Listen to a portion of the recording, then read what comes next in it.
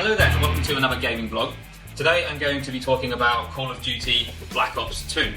Now I've actually played this game, I played it through in single player mode, so I thought I'd give you some of my thoughts on it.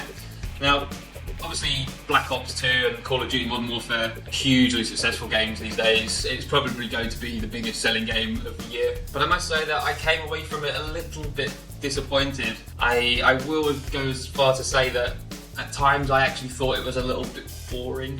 It starts off pretty well. There's a level, the first level is set, I think it's Kenya or somewhere like Africa.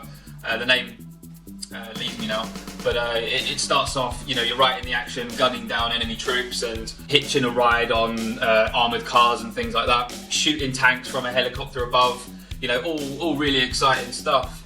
It's just, I feel none of it surprised me. The storyline, I won't go into too many details because of spoilers, but it involves characters from previous games as well as some new ones. But it had a very familiar feeling to it. There's a main bad guy and people double-crossing each other and stuff like that. There's nothing really exciting in there. The main new addition this time round is that the game is set across a fairly wide time period. So I think the last level is set in 2025 or something like that. And you're supposed to be having all this sort of high-tech weaponry and stuff like that. And some of it is really good. There's a particular sniper rifle in the last level where you can shoot through walls and stuff, so it's pretty cool. And there's some interesting gadgets and stuff in there, and some good ideas. It's just, it's not very well implemented, or what it does well, but nothing is new. Even there's a level in there where you're riding around on horseback, which is different, but none of it feels very interesting. It kind of plodded along a little bit for me. I mean, if you're a fan of the games, you'll probably lap it up and won't really care about the lack of originality. It is an interesting game.